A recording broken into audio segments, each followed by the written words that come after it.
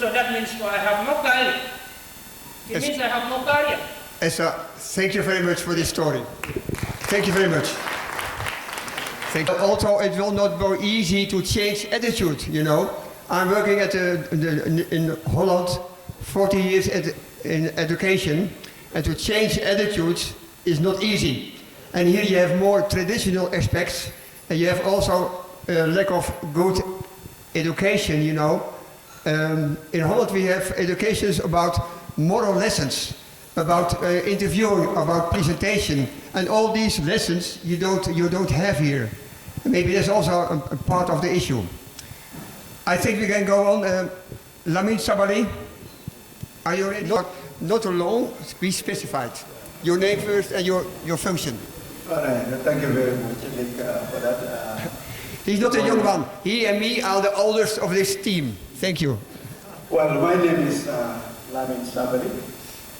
I am a lecturer by profession, and I also I work in the media. I'm a journalist by profession.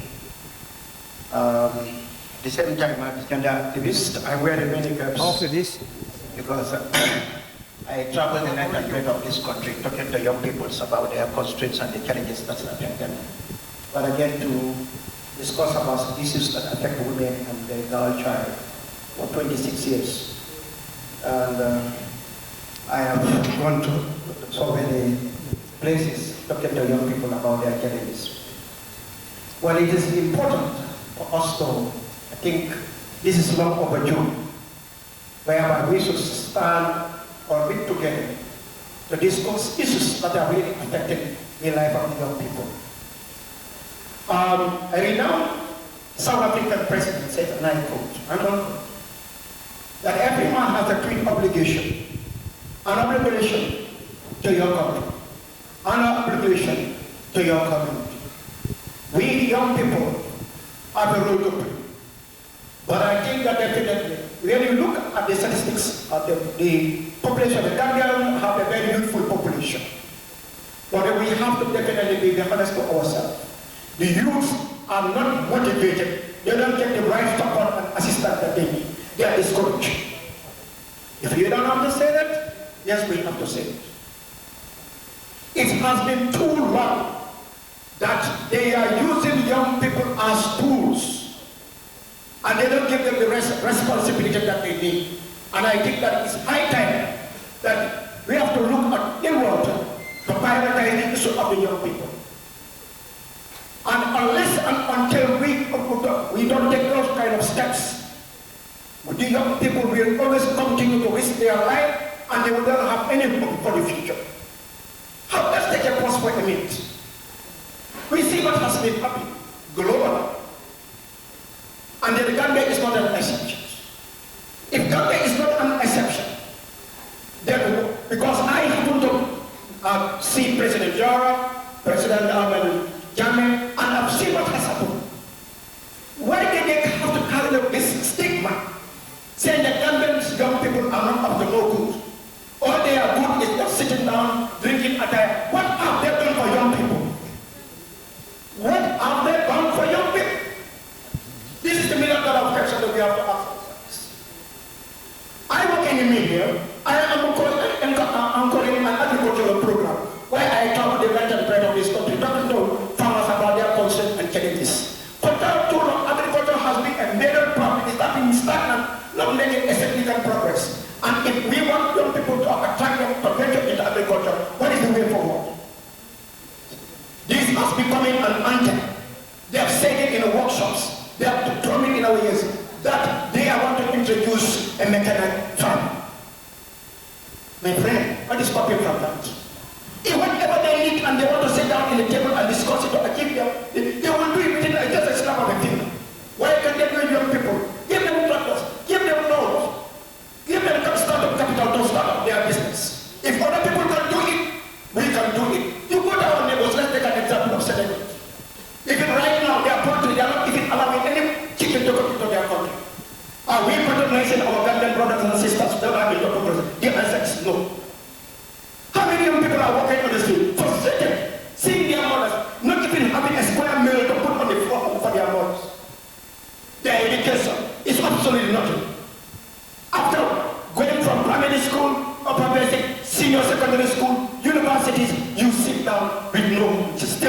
a job? Can we find ways? Building structures is very important. But again, too, youth are, we have been hearing that young people are the cream of the society, they are the future leaders of tomorrow. If they don't get the right support and assistance, what do you expect? Look at it, let's look at it.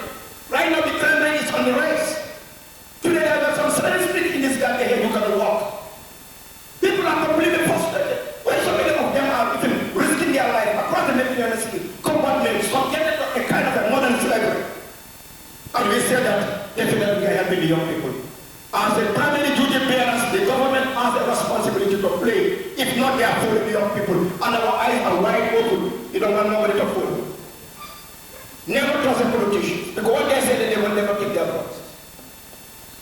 I can assure you, when you look at the global, Gambian young people, we are smart and intelligent, and any intellectual platform we are given opportunity, we can express ourselves like any other youth in the world. So this is, I think, that's the way forward. We really have to invest in our young people, to make sure that they stay and help their country. If not, definitely, I will discuss it with a friend of mine just before I start. That is my perception, and I think it's my right. I am very much not happy what is happening in this country. And may God forbid, we try that the things are going on. If we don't look into the affairs of the young people, it can turn into a chaos. And things are really spilling over. Day in, day out, you feel sorry. Both young people, female and female, have no future. Thank you very much. Lamin, thank you, Lamin. You know, you're talking about the government. There's a lot of things they are not doing, but it is not easy to motivate the government to do the right things. I agree with you. But what step can the youth do to organize themselves or to get better education, vocational? You see, there's also, it costs a lot of money for them. Nick, you see, me, I have this belief that Gambian young people are not lazy. It is just that they get support. The support is yet to come. Yes, entrepreneurship is very important. For young people to have skill centers so that they will not be a liability for them to the society. These are very brilliant ideas. It is high time that we move from that level. I think that is, we've been hearing that for too long. It is now, we will give them the structures. And then we create employment for them. Build skill centers. If they build skill centers, at the end of the day, when they graduate from that, give them a startup capital so that they can start up their business. We're stopping from there. You have so many people. Today in the Gambia here, when you want to wear a very good dress, you have to go to the Senegalese. We do respect. I'm not saying foreign. I'm not against anything, any foreigner, because Gambians are in other countries. If you want your car a problem, you need to talk to the other countries, their mechanics. What is stopping them from our graduates from Gambia, even GTI, after finishing their course, you give them startup capital. The most frustrating thing is when you are a police officer, when you graduate, you can go to the police station. When you are a lawyer, after graduating, you can have your private farm or whatever. This goes on. But the school of agriculture in this country, when they finish their school of agriculture, nobody employs them. They don't give them anything. They're sitting down already. And it's time that we look into the Department of Agriculture in the Gambia College and see how best we can help them. I interact with a lot of people. I talk from the minister. There are so many farmers in this country here, but definitely challenges are enormous. And I think that the side of local member, have your esteem. Believe in yourself. Don't expect help for anybody. Don't sit down and cry because tears will never solve any problem. Tighten your belt and work hard. Because if they cannot do it for you, you do it for yourself. Lamin, thank you. Thank you. Again, and I am Sadio Nkedawo, the CEO of Sadio Nkedawo Farming Project. So what I wanted to write to add to Lamin's word is like, when you are young people, you wanted to do whatever you really think is okay for you. All what you need is to look at somebody who is really doing the same thing. Somebody that you are really happy of whatever he or she is doing. Go to him or her, talk to them. I want this and this and this. You cannot know it one day. Let me be volunteer. volunteer to the same person, work for them for about 1 week, 2 weeks, 3 weeks, or 6 weeks, if you can do, it's really okay. In the end of the day, the little knowledge that you get from that farm or any business or anything else, that person will not give you that thing. The little advice that that person give you, combination of those two things together will grow you to the next level. Me, when I was here in 2018, I traveled through the back, we went to Germany. I was working, in the farm, as a volunteer. The government is giving me 380 euros every month. I sit at home doing nothing as an asylum seeker. But when I calculate all these things, look at many possibilities. I didn't see anything around. I wanted to be a medical doctor, but without any education. I was one of the bad students in school who doesn't listen to the teacher, doesn't see the value of education. How much did the teacher earn from school? Nothing. When I went to the bush, fed firewood, I have a lot of money. Within a week that a teacher couldn't have in the whole month. So I feel like going to school is a waste of my time. But when I travel through the back way, I see the Europeans, I see what they do with their limited opportunities. They don't have any houses, they doesn't have anybody to support them, they live on their own. They have to work day and night to pay their bills, very expensive bills, and yet still they make it. Why not us, who have the best of everything? We can do it. But what do we lack? We lack with our traditions, keep taking us back. Why? When you are about to get married, your wife will tell you that if you doesn't provide for my bride price, I will never marry you. You have to pay 10,000 or more for the bride price. You have to pay over 50,000 for clothing. You have to pay over 100,000 for food and other things. Why not you and your wife together, put your energy together, save that money and start something out of it? But no, every young woman believes, if I help my husband, they are going to marry a second wife. So there is no option for me to help them. Let them keep suffering. When they suffer, they die. Your children are going to inherit poverty. This is something that set us back.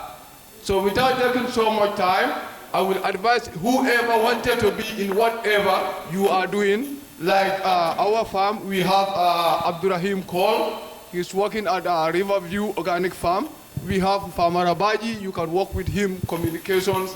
And a lot of farmers are here who are supporting. Join together with them and see the possibilities that you can open. Train the youth who doesn't have anything, like how others are doing. Today we help a lot of people who own their own business in the Gambia. They are more successful than us. What do we have? Nothing. But those people who we train, today they are more successful than us. That is the quality that every boss should have, to train your own children or your students or your employee for them to become more sustainable, but not you to become more sustainable while they work for the rest of their life to make you rich and then to feed your children. Thank you so much. Okay, thank you very much. He's somebody that I have interacted with. We've been working together. Like I said, I work with young people, especially those in the field of agriculture. About a month ago, we met somewhere, and most of these people that he has mentioned, I have sessions with them. I have interviewed them both on and I have their tips and the videos as well. Finally, in conclusion, because I don't want to take too much into your time, he said something which is very much relevant here. One area that I think that definitely another area that we need to encourage young people to venture is agriculture. Even if you are going to have your own product, especially what we call micro gardening, these are very important. You can do it and it will not disturb you. But I think that the way forward for salvage this country in order to achieve national, food sufficiency is agriculture. That is the only way that we can, because if you are starved, if you are hungry, if your stomach is up, you will have shame. You must put something there. And definitely that's the thing. All these people he has named, Pakol, Famarabaji, anybody who need their number, because these people, they will even go to from communities, from one community to another. Sensitizing young people, those who want to venture in agriculture. Before you start that, look at those people that are selling watermelon on the street. Do you know how much they earn? It's a lot. And a lot. So there are so many things. Beekeeping, I'm working with some people that are into beekeeping. Young people that want to get into beekeeping, they will use the mealworms and honey into oil and other things.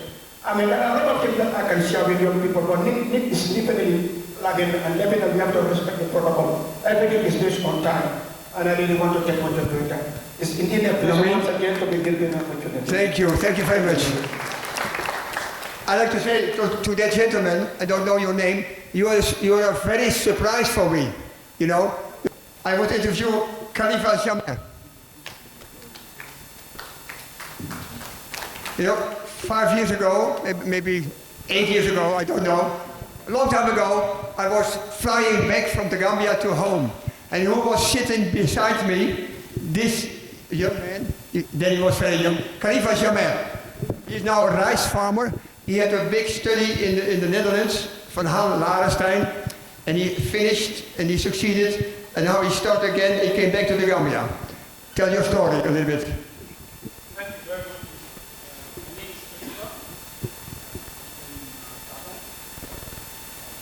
My name is Christopher. I was born and raised here in Gambia. I studied my high school at Gambia High School, and the mission traveled to the Netherlands.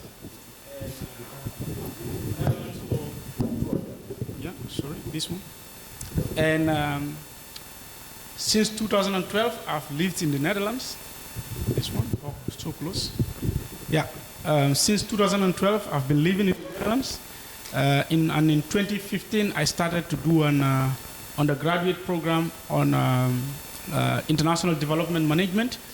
That is a bachelor's program, not specifically on agriculture, but looking at how to support local communities in terms of development, and more especially on the perspective of agricultural development, working with smallholder farmers.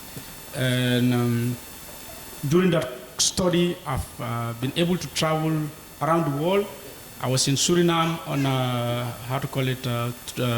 on a mission on tropical forestry to do a research on the Amazon forest in Suriname. And I was also in Gabon on a malaria program, in Ghana on a cassava value chain, in China on a flood after an earthquake to do an assessment on the effect of the earthquake in China. And yeah, in the Gambia also I was able to do a research on flood risk management for the Ministry of Agriculture in 2018. And since then I was able to build an interest in rice farming in the Gambia, knowing the challenges that they face.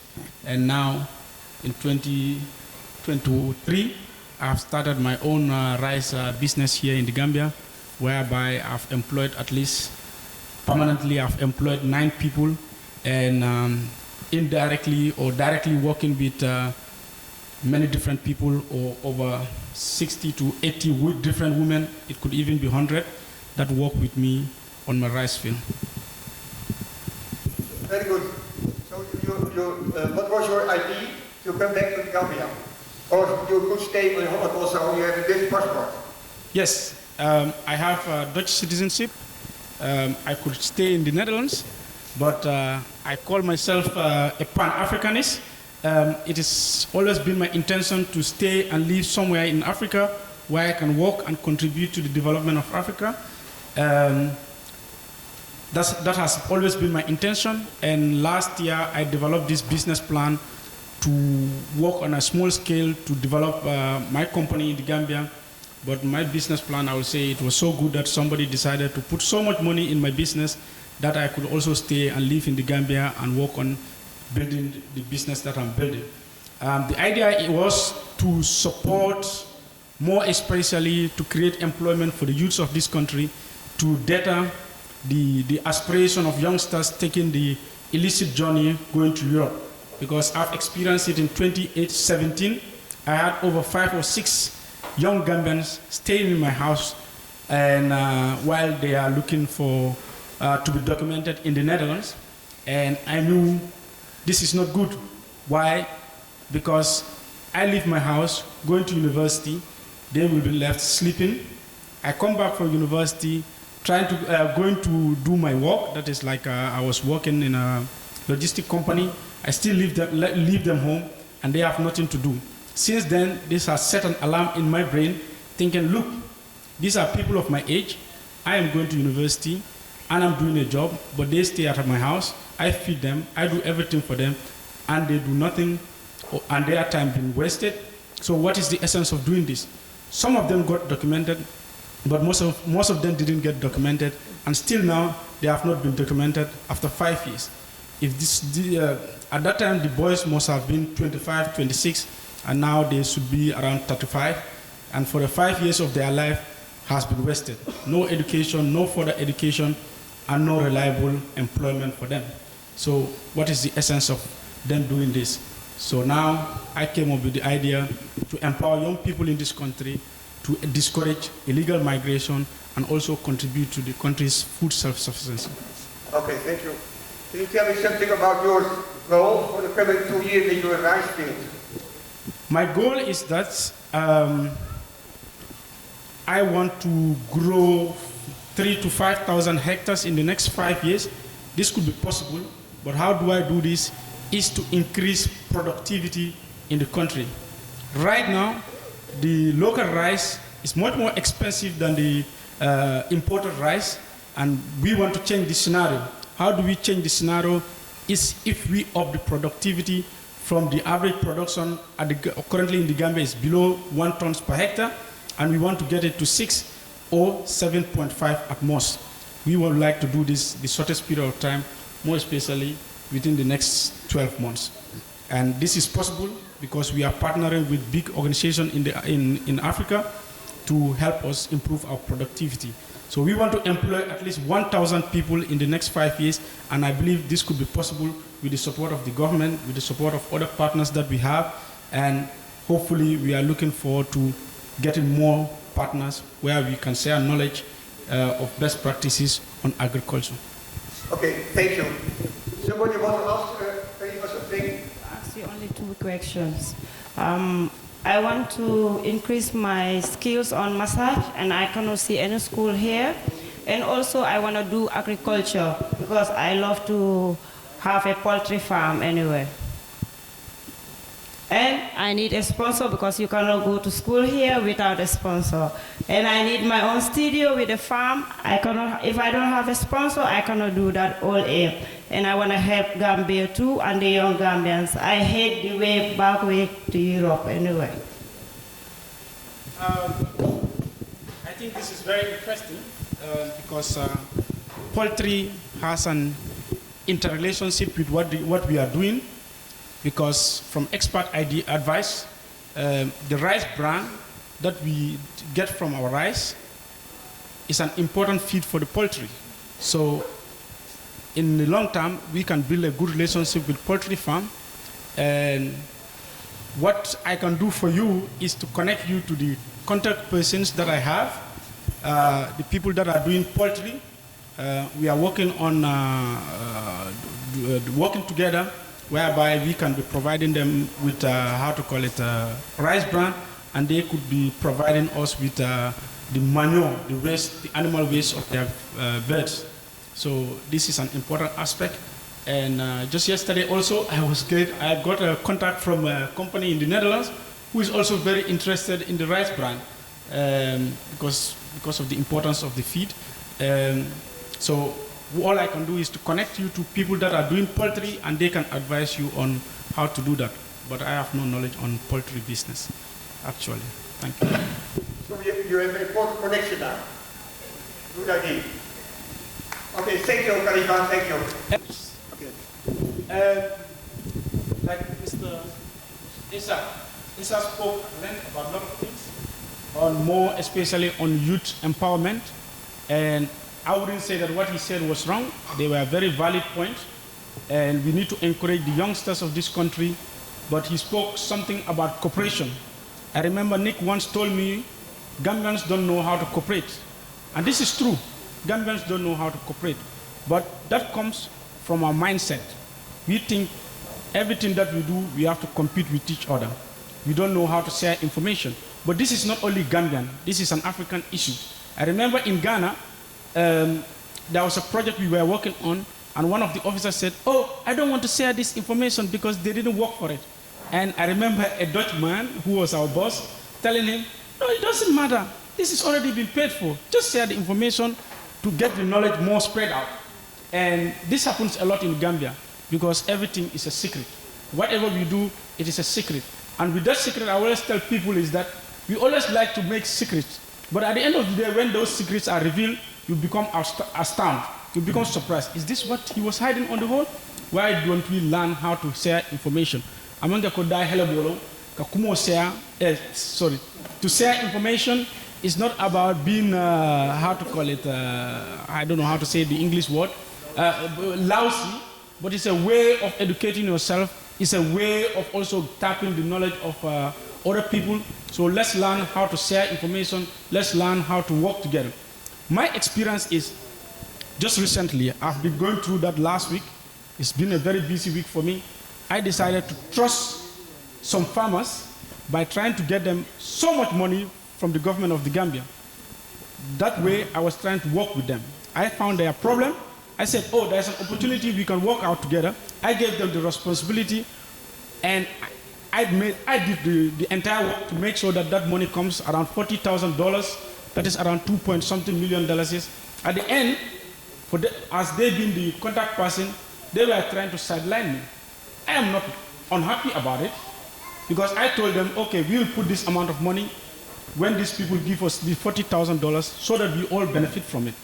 But what they did was they see an opportunity to sideline me and make it their own. I'm not mad. I think that is because of their mindset and because of their lack of exposure. They see me as an enemy while I am trying to find a way to work with them. So Gambians, let's try to work together, more especially being honest with what we do, being determine where we want to go and make sure that we work hard. This is very important for most young people. In the Gambia here, we can succeed in the Gambia here. We can really succeed in the Gambia. In Holland, they say Africa is the toekomst. That is, Africa is the future. And the future lies in the use of this, in the Gambia here, and the future lies in the use of Africa. I came back from the Netherlands, I'm only 30 years old. I didn't do this because I want to suffer in the Gambia. I see a problem, I see a future in this country, and then we can succeed by working together. Thank you, Khalifa. Thank you very much. Maybe, especially for the Dutch people, say something in Dutch. No, that. You can talk very good Dutch. I talk Madinka, you talk Dutch. Yeah, I think your friend yesterday wanted me to talk in Dutch. Ik denk niet, jij wil dat ik in Nederlands spreken, maar heb je een vraag voor mij? Now it's your turn. Misschien als Engels moeilijk is, dan kan ik mijn best vragen. Je vertelde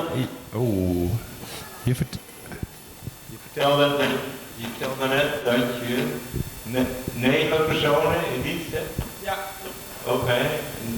En die hebben een goed loon. Ik weet niet wat de lonen zijn hier in. Ja, ik denk dat he's asking. I have 9 people working for me. Do they get a good salary? Yes, I think for a government standard, they get a good salary, and some of them earn. They have variance in the amount of money they earn. Some earn above 12,000. Some earn above 12,000. Some 10,000. Some above 7,000. Also, a little bit low. So it's not the best loan at this moment, but it's all good. It's all good. Ik denk meeste mensen in de landscape van rijstfarming, ik betaal mijn netwerk als meer dan de rest. Oké. Heel goed, heel goed. Dankjewel. Thank you. What I'm saying is that I think all the businesses that are doing rice farming at this moment, I think I pay my employees more. Because I know that from the conversation that I have with the rest of the people. And also, I do buy rice from other smallholder farmers, and also, I pay the most price compared to the rest of the other businesses. So, I am not only looking at maximizing profit for myself, but I also want to pay decent loan, decent salary. This is how we are taught in the Netherlands. This is what part of the concept of sustainable value chain management. And I try to contribute in a sustainable manner. Thank you. Thank you very much. Now we are coming to the end of this part. I think we are on time. How's possible in the Gambia? So we go to our next subject about migration. So therefore, we want to go on to the next chapter of the meeting, which is about illegal migration. As we all know, migration is a universal right, but it's expected to be done in an orderly manner. Because we all understand that many people would want to go out to other countries, rather societies, but then there are ways and manners. As a result, migration is having a big impact in the country and the continent at large, because it's a serious brain drain that the government is concerned, civil society are concerned, the very individuals are concerned, and of course many parents. Although there are many gains, but we think the minutes have to stop. As a result, we have a resource person here and also someone who have first-hand experience to share their views with us. Now we welcome Mr. Jerry and Co. Thank you very much. Good morning, everyone. My name is Jerry Mane. Actually, I should do a short presentation, PowerPoint presentation. But whilst they set up this, the equipment, that is the projector, I also have a colleague with me who is no other person but Rosamond Johnson. Rosamond is a returnee who actually embarked on irregular migration in 2016. And she came back through the IOM, that is the Assisted Voluntary Return, a reintegration program in 2018. Upon her return, she actually worked with IOM in different capacity under different projects, notably the Migrants as Messengers, funded by the Dutch government, the Netherlands government. And this project actually empowered the returnees, build their skills and knowledge on different aspects in terms of communication for development, and creating awareness at different angles across the length and breadth of this country. Rosamond, upon her return, also built her capacity in different aspects. She is a trained accountant, and then she's also an entrepreneur. They actually also formed their own association called SAFMA, Safe Homes for Returning Migrants. So I'll allow Rosamond to briefly take you through on her story, and also allow some few questions or comments at the end of her presentation. So on that note, I want you all to welcome Rosamond to give her story. Thank you.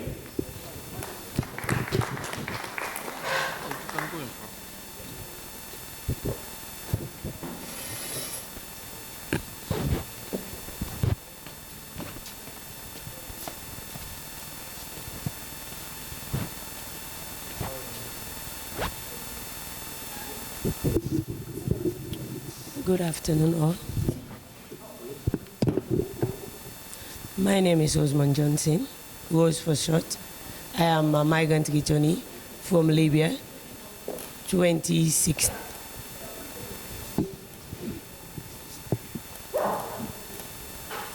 I left the Gambia 2016 and I returned back home 2018. Upon my leaving, I did not leave because I was not having anything, or because I was not educated. As rightly said by Jerry, I'm an accountant by profession.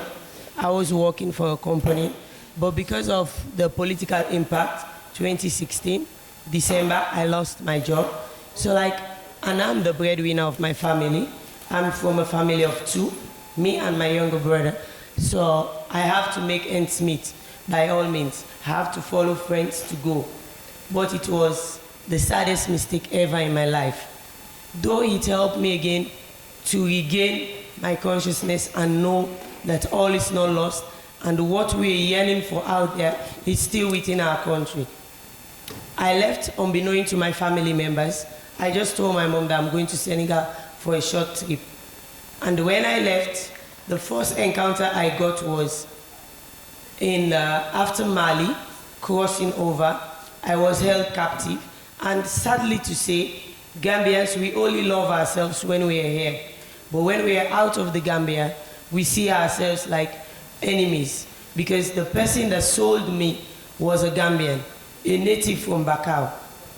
I was sold in prison. I was there for over 6 months, but luckily I scaled off a fence. But before scaling off a fence, I was in the prison for almost 1 week. Every week you wash once. When I was given the water to wash, he told me categorically that if I don't have anybody to call for money, then I need to work my own money. I was not scared of anything because before leaving the Gambia, I was an athlete. So like that gives me the motivating factor that I can do anything at any given time. But the job that was offered to me was to sell my body so that I can free myself from prison. And I told him, if I wanted to do prostitution, I should have done it way back in the Gambia. Because I didn't do it, I cannot do it anywhere and to feed anybody. So like we enter into huge arguments. The only thing that I could think of to do was, when I bent down, I started biting his private part. Regardless of, I know I'm going to die. I bite it till he started bleeding. The next thing for them to do was, they hit me with a cutlass behind my back, and I was bleeding till I gained unconscious, and they took me inside the dark room. I was there for over 2 days. When I get back, he told me that if I am still adamant to do what I'm asked to do, then I have to face the consequences.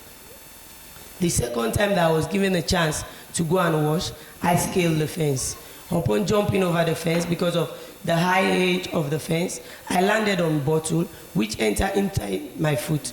But I had no option. I could not stop. I want to keep the ball rolling and save my life. I had to remove one of my clothes, tie my foot, and continue in the desert. If I see a pickup coming, like when they want to hold us and take us back to prison, I will lift a dead body, lie under it, till they go, then I get up again and continue my journey. I continue till I meet some set of guys that we started again going forward. And the saddest part was when we were held again to take to prison. But before going to prison, the guy was burned down alive in front of us because they wanted to sleep with his wife and he refused. So they have no option. If they shoot him, the bullet cannot enter. And if they use cutlass, it cannot. I don't know what he did to his body, but definitely they cannot do anything with him. So the NAR had no option than to burn him down alive. And so the pour fell on him and light him in front of us and told us to wait till he burned down, then we can gather his ash, bury him, and take us back to prison. And that's exactly what we did. After we went back to prison, we were there for after some couple of days. I don't know what happened, how it happened, but like the door was opened.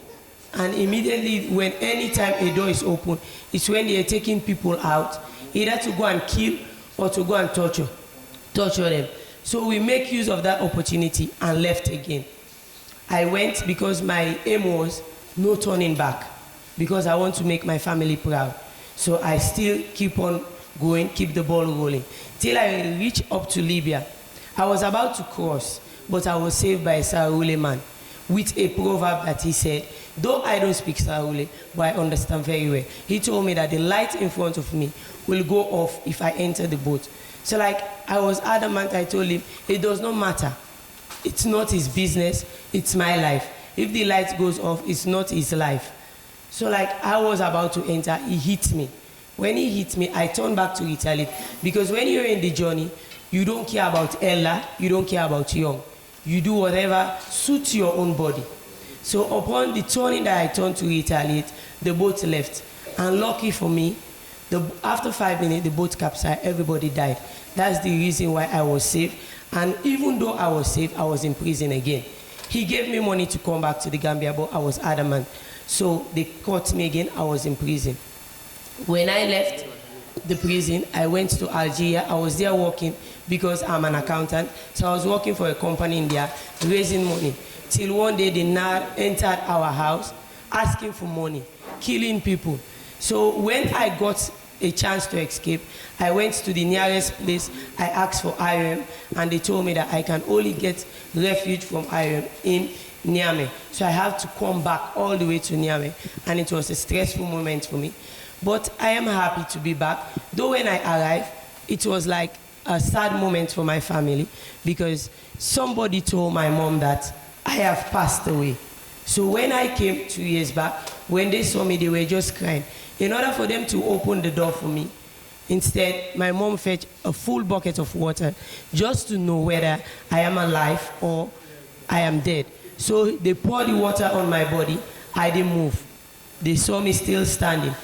So that's the time they hugged me. We enter in, we cry. But up to date, most of my pain, I don't share it with my mom because I don't want to be pitied. I don't want to be looked down on because I know what I face. Though it was hard for me for the first 1 year to come out, to see people, because I've been used to being in the dark room, and whenever there is no light, I'll be screaming, crying, because thinking about a whole human being born down in front of you, it's something that always triggers some anger in me. So like, it's difficult to say, but I just have to do, because my mom noticed that whenever I'm in the kitchen cooking, if it is meat or anything, because of the blood, I'll be crying. She asked me why I could not talk, because I just want everything to be dark from them so that I can move on. Because the only solution I have in my life is I will not allow my past to dictate my future. I have to fight for my future. So I was enrolled in GTHI, which I learned front office management up to the diploma level. I was working at one of the hotel, but because of this fetish thing, I had to stay back and focus on my business because I was given a reintegration package from IRM. I started a business, I'm doing it. Time to time, I have contracts with offices because I studied accounting to do some auditing for them. They pay me my money, I go my way, I keep ball rolling.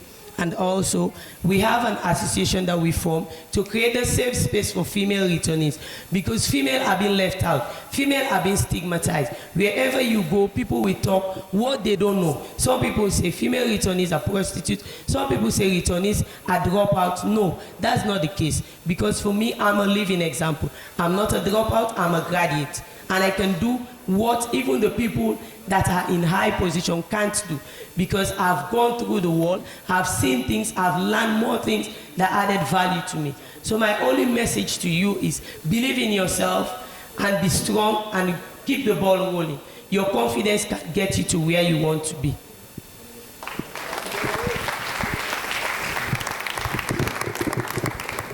Thank you very much, our able sister. It's really a moving story. I hope with our experience, this will help to deter us from taking the illegal migration. As we all know, almost each and every one of us here as Gambians, I believe we might know someone who have gone through the back way, either succeeded or perished or returned. Rather, they are en route. So with her story, I think we will learn a lot, and we hope this will help us think twice. Yeah. And also, I don't know if you have questions for her. Who have questions for the lady with her story? 1 or 2 questions from the floor. Yes, please.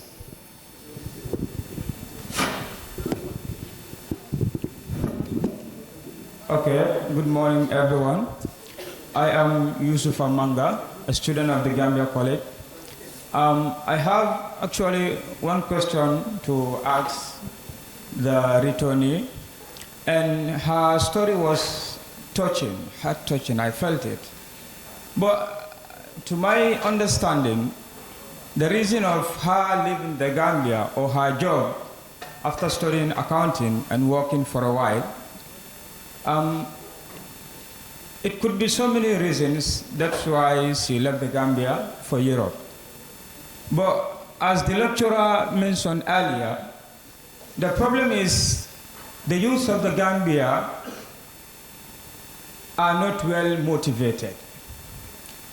That is why people are leaving their jobs and go to Europe. So thinking or putting that into consideration, and another speaker talked about the youth having this problem of attitude, bad attitudes. So it is on a macro scale that it has gone beyond only the Gambia College or Brikama, but the Gambia at large. we have some of these problems that youths are facing. So, first of all, to me, I want to ask the returnee that in order for you to make your family happy, or your mom and the siblings, you sacrifice your life for them.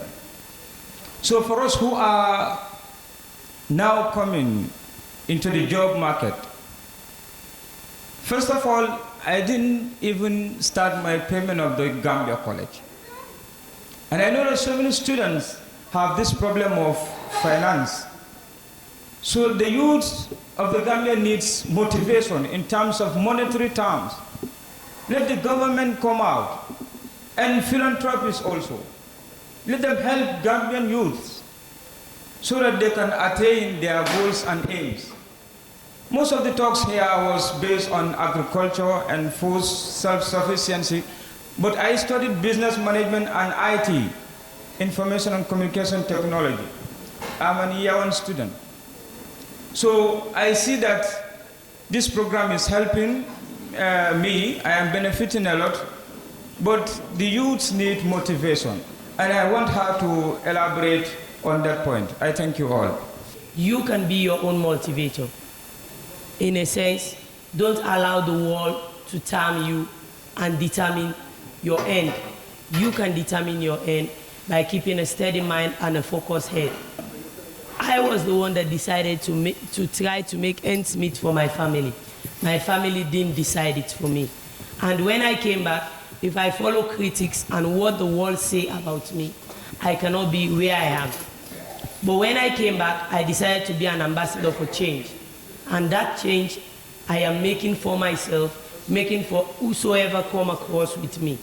So you have to be your own motivating factor by keeping a straight head. Don't compare yourself with others. That's the problem we always make in life, comparing ourselves with others.